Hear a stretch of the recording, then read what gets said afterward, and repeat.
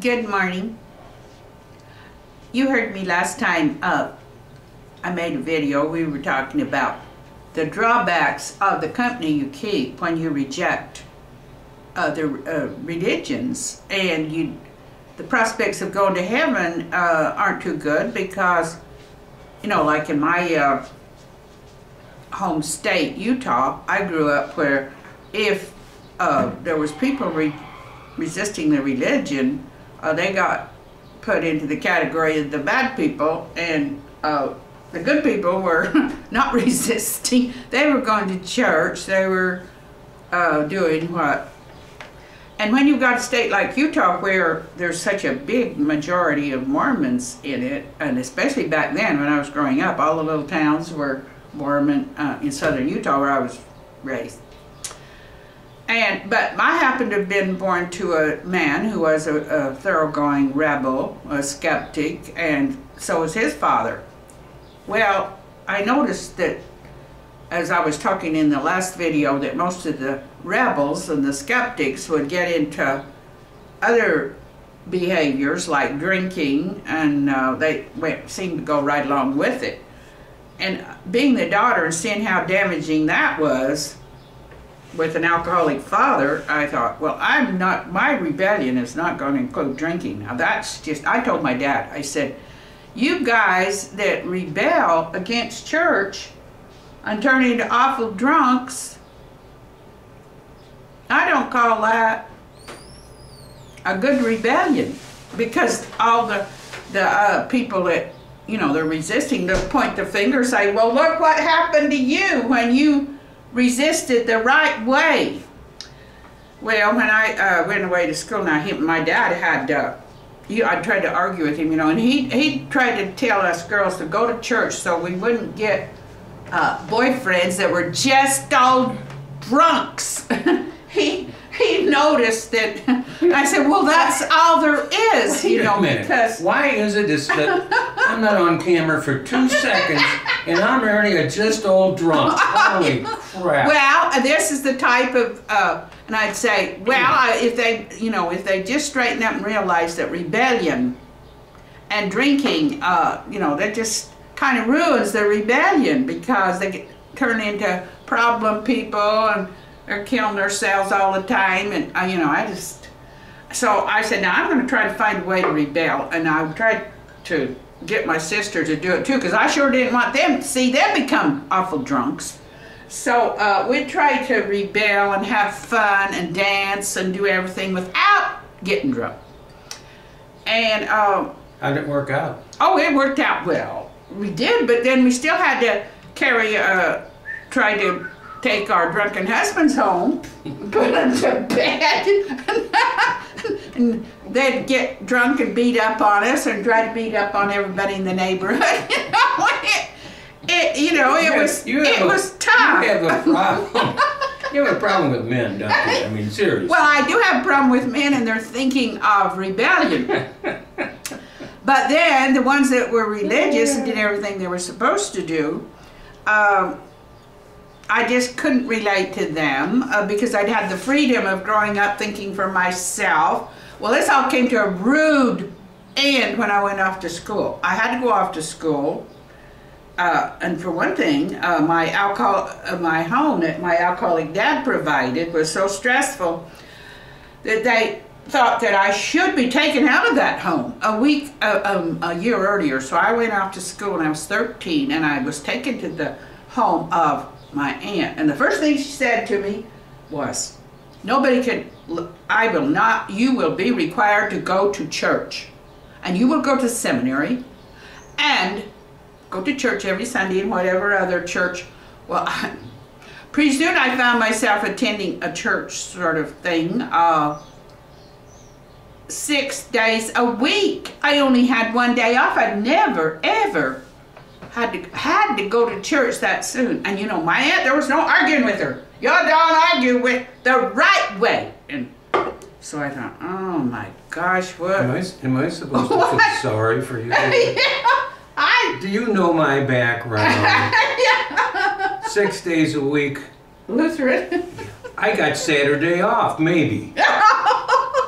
Well, he was kind of grew, he had this all his life, and I only had it when I got to high school. And so I went, and we had what was called Mormon Seminary. Well, that didn't seem to hurt me too bad. We studied the New Testament the first year, and there was a good teacher, and I quite enjoyed it. We studied the Bible. And then the next year, we studied we studied Old and New Testament the first 2 years. But then was going to come the Mormon one, and I thought, oh my word! I won't be able to stand that. I can't stand it. Because I always argued with my Sunday school teachers, and I'd say, I don't believe this, and I don't believe that. And yes. Yes. You got Joe and Brigham Young, right? We got Martin Luther, 6 days a week, right? Right. Everybody else. Martin Luther. He's just a natural born rebel, He just was resisting. Well, Martin Luther was a rebel. He could hardly wait to get out and start. Priest, he gave the finger to the Catholic Church and said, I'm starting my own religion, and he did. Well, today, I'm talking about how people act. The religious people act, but they kind of resist the right way. And I was saying, well, what makes you so sure that's right? And that just infuriate, to think that I would question the right way. And I just found out, that some of these religious relatives I had, boy, there's the meanest, most, yes, my way or the highway. You don't stay in my home unless you do all these things. And you don't question it either. I didn't even dare say boo to her about religion. And she raised 2 Mormon bishops.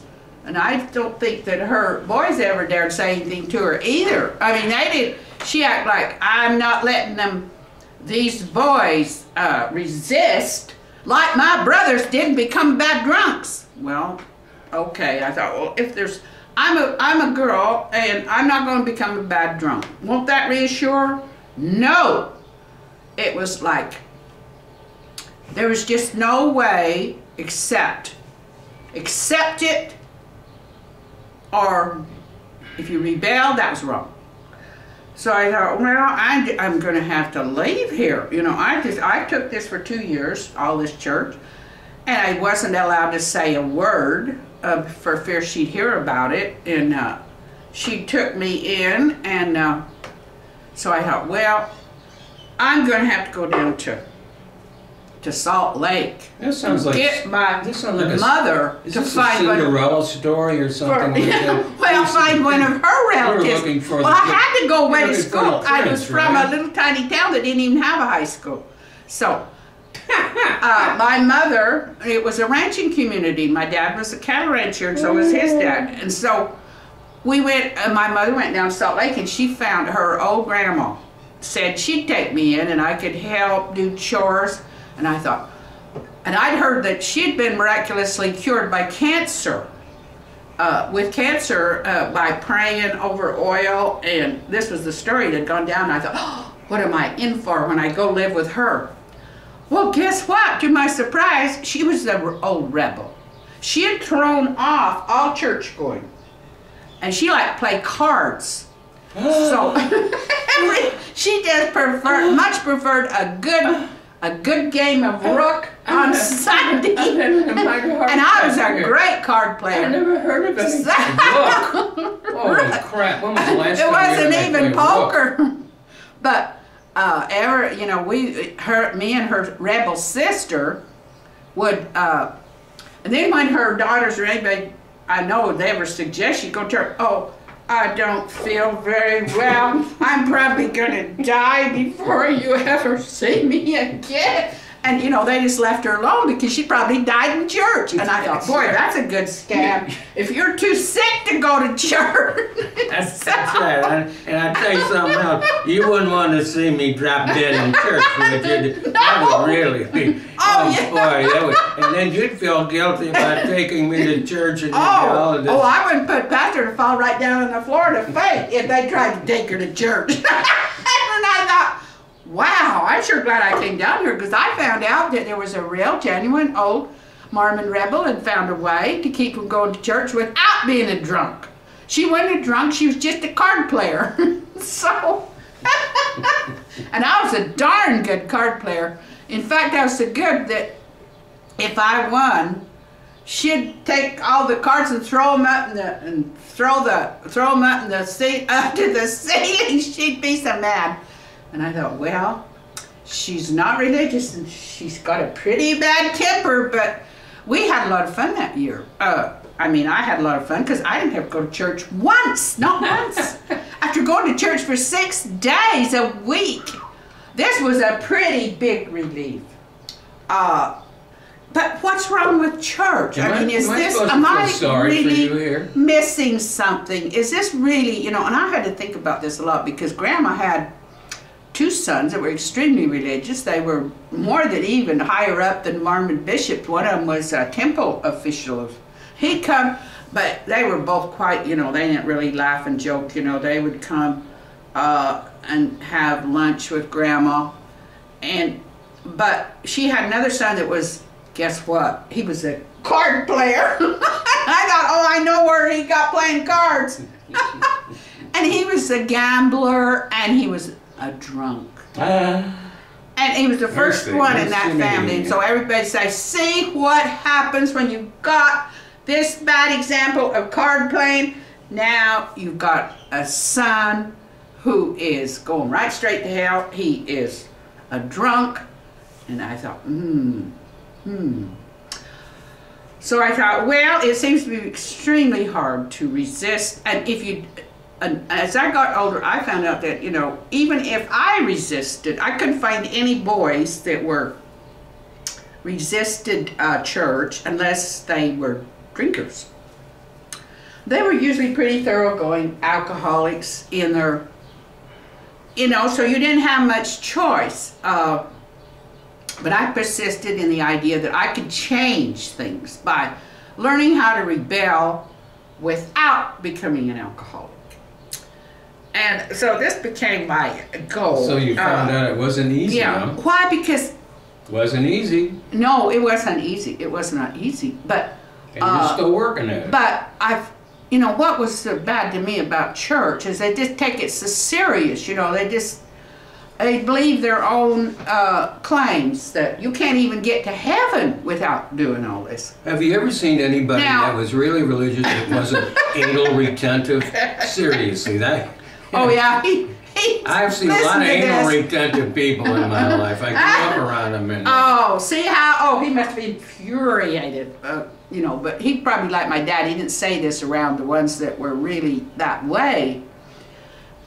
So, yeah, you wouldn't even and then I went back, you know, and I started interacting with my aunt, who was still very religious, and she was back on the ranch by then. She'd retired from school teaching, went back to the ranch. Well, nobody opposed her, nobody. And when my younger sister cracked up, she said, "It's all your fault." She told me it was all my fault. It is. Everything's your fault. My fault. I thought, that is the meanest thing. My dad was an alcoholic, but it was my fault. You know, I used to... Because I put ideas in her head. I caused her to be a moderate drinker until you started getting into my life.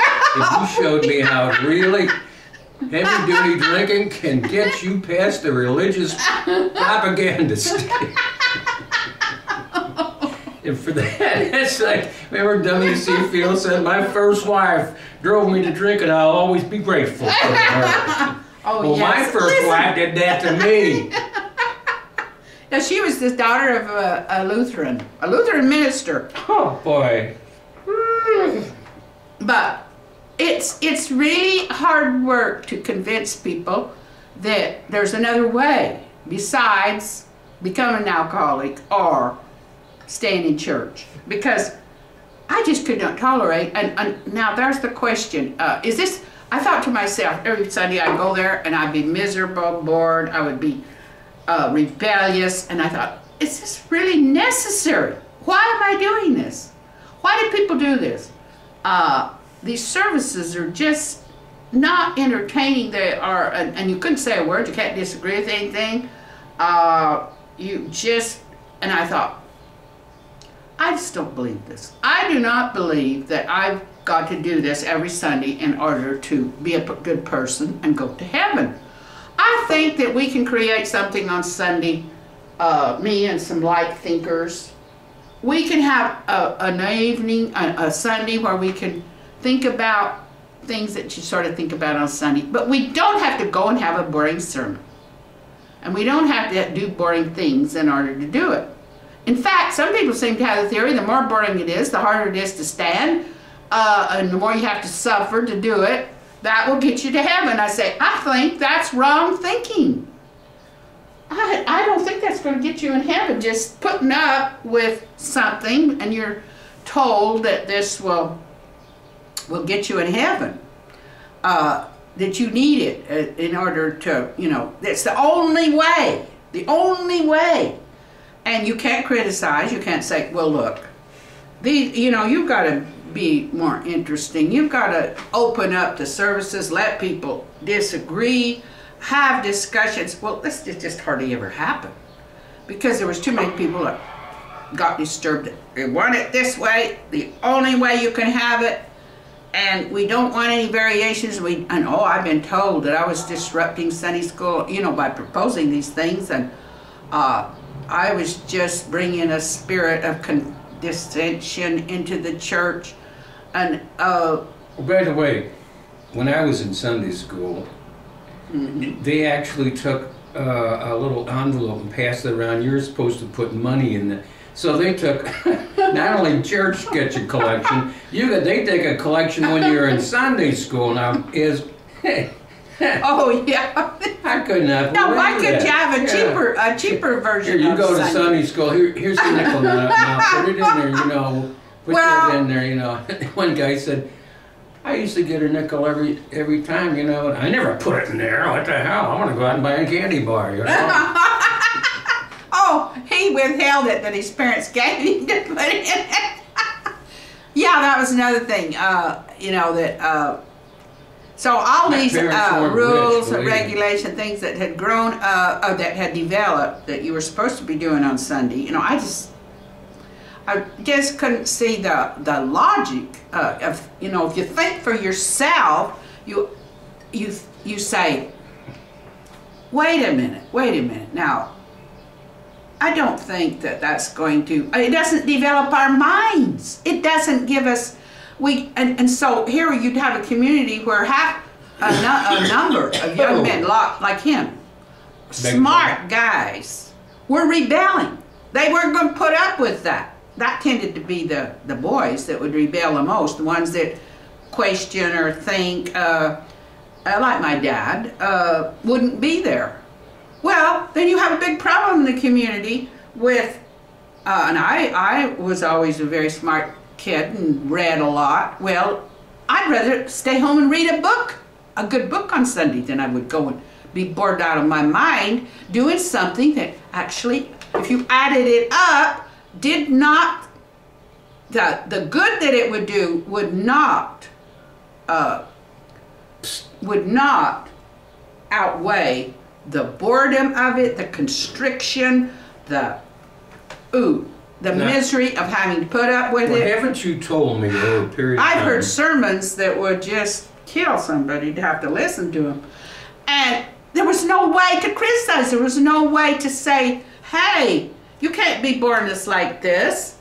It was just like the spirit of criticism was not accepted in church. Well, in church, and it's notorious that they can't change their attitude. They can't change their minds. They can't.